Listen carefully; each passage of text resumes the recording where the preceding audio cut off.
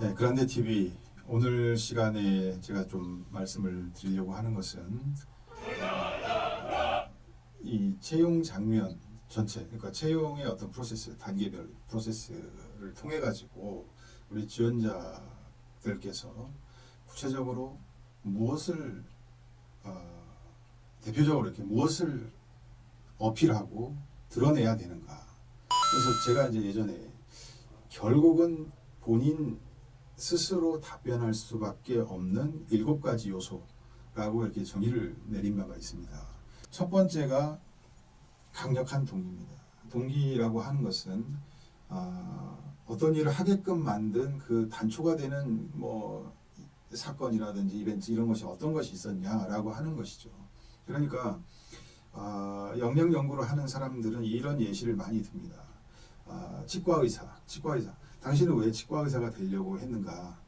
그럴 때 굉장히 강력한 동기는 어렸을 때부터 할머니가 이가 아파가지고 충치 때문에 고생하는 것을 옆에서 굉장히 많이 봤다. 그래서 그때부터 내가 사회생활을 하게 되면 의사가 돼가지고 이 세상에서 이렇게 그 치통 때문에 고통받는 이런 사람들을 정말로 좀 이렇게 해소해주고 싶었다. 그런 사람들을 좀 치료를 해주고 싶었다. 이런 생각들 때문에 나는 치과 의사가 되겠다라고 하는 그런 생각들을 오래전부터 했고 그것을 구체적으로 이렇게 되는 거죠. 그래서 두 번째가 강력한 동기 다음이 일관된 노력입니다.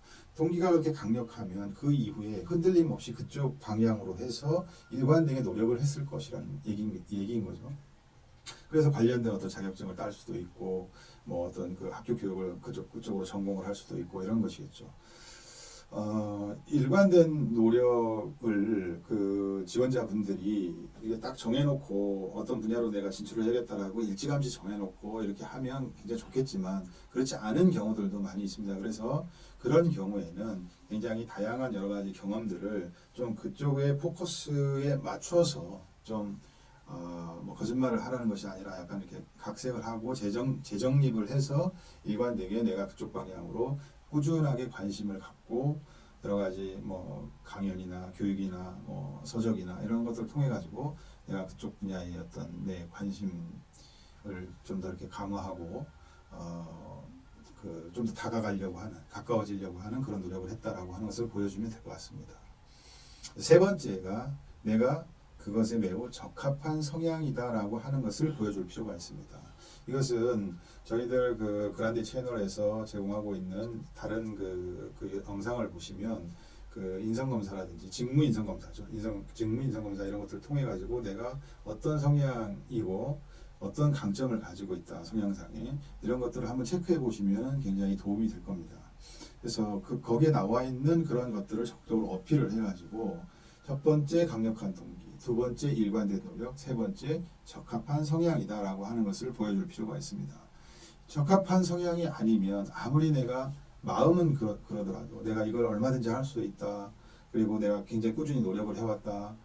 이러더라도 그 적합한 성향이 아니다라고 하면 불가능하다라고 하는 것이 역량 연구가들이 공통적으로 갖고 있는 보편적인 생각입니다. 이거를 설명을 드리면 다람쥐는 나무 타는 것을 잘하는 거고요. 오리는 헤엄치는 것을 잘하는 겁니다. 네. 그런데 오리한테 나무를 타라, 나무를 올라타라 아무리 얘기한들 그것은 안 된다는 거죠. 네. 그래서 성향이 그쪽 그 직무를 수행하는데 매우 적합하다라고 하는 것을 보여줄 필요가 있다라고 하는 겁니다. 여기에서 좀 더 뭐 영업 되게 단순하게 영업 사원이니까 좀 더 이렇게 적극적이고 뭐 그 대인 관계가 좋고 꼭 그렇게 도식적으로만 판단할 필요는 없습니다. 조금 이렇게 폭넓게 아무리 그 영업직군에 도전을 하더라도 내가 좀 꼼꼼하고 이래서 그 고객들을 갖다가 고객을 지향하는 그런 마인드는 충분히 있고 그래서 꼼꼼한 성격이고 해가지고 고객들의 경조사라든가 이런 것들을 잘 챙기고 하기 때문에 충분히 영업 직원으로서 그 뭐 충분한 어떤 퍼포먼스를 낼 수 있다라고 하는 것을 보여주면 될 것 같습니다. 그 다음에 네 번째가 이제 지속할 의지입니다.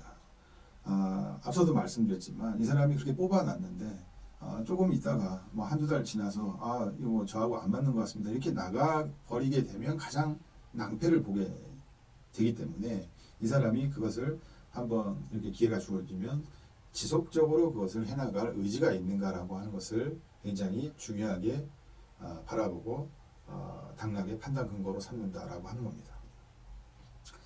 다섯 번째는 이제 노력의 결실인데요. 이거는 뭐 너무 간단합니다. 아까 일관된 노력을 했으면 거기에 합당하게 뭐 영어 공부를 열심히 했다 그러면 뭐 토익 점수는 어느 정도 받았을 것이고 또 관련된 자격증을 어떻게 취득을 했을 것이고 내지는 여기서 말씀드린 노력의 결실이라고 하는 것은 노력은 했지만 실패를 했더라도 내가 어떤 것을 배웠고 그 실패를 통해서 내 스스로가 어떻게 변모됐다. 두 번 다시 실수를 또 동일한 실수를 하지 않기 위해서 어떻게 변화가 일어났다. 내 내면적으로.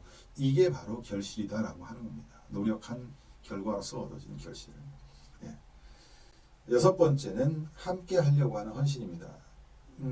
어떤 회사든지 간에 일단 입사를 하게 되면 여러 동료들하고 함께 물론 혼자서 어떤 보고서를 작성하고 혼자서 일을 하는 경우도 있지만 대부분의 직장 생활에서의 여러 가지 일이라고 하는 것은 코업을 통해 가지고 협동을 통해 가지고 협업을 통해 가지고 이루어지기 때문에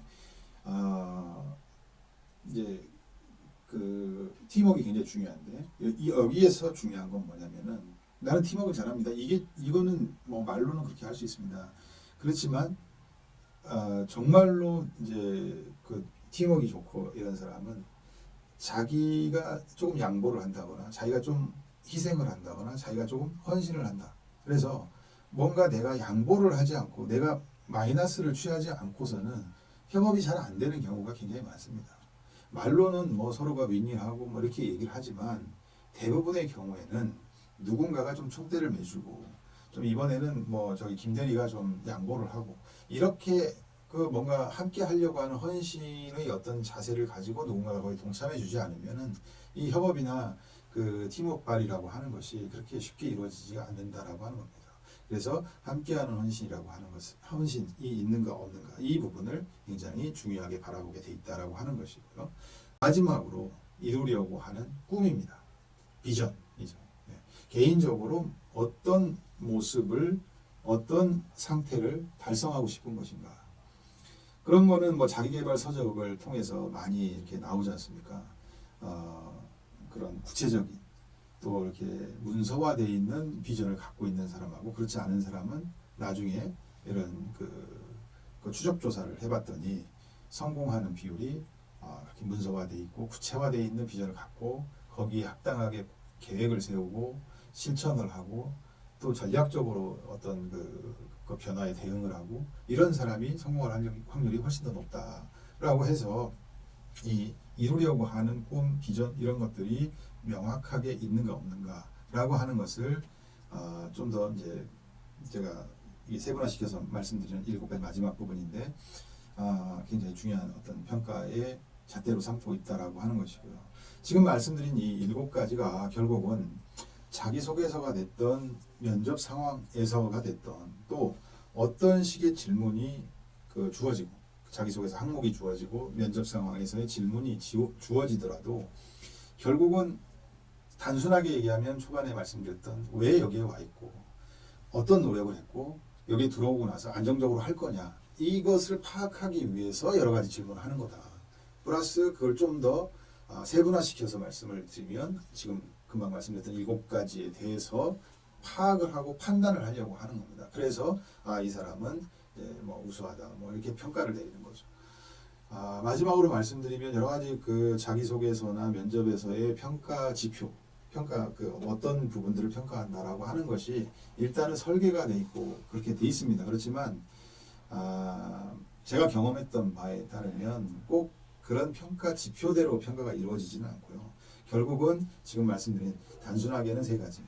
좀 그 세분화시켜서 말씀드리면 이 7가지에 대해서 뭔가 대체적으로 한 10분 내지 하는 뭐 이런 면접 상황이나 그 자기소개서 한두 페이지 이것을 보고서 이 사람이 어떻다라고 하는 것을 개괄적으로 판단을 해서 그런 평가 지표에 맞춰 가지고 평가를 하는 이런 프로세스로 이루어지기 때문에 제가 말씀드리는 요 단순화시킨 3가지 또 조금 구체화시킨 7가지에 대해서 자기소개서를 작성할 때나 면접을 준비할 때 염두에 두고 항상 그쪽에 포커스를 둬가지고 뭔가를 기술하고 하시는 것이 합격에 큰 도움이 된다라고 말씀을 드릴 수가 있습니다. 네. 그럼 오늘 방송은 여기서 마치기로 하고요. 다음 시간에는 정말로 특정한 역량과 관련해서 대표적인 행동 패턴이 어떻다라고 하는 이런 관점에서 말씀을 드리도록 하겠습니다. 네, 감사합니다.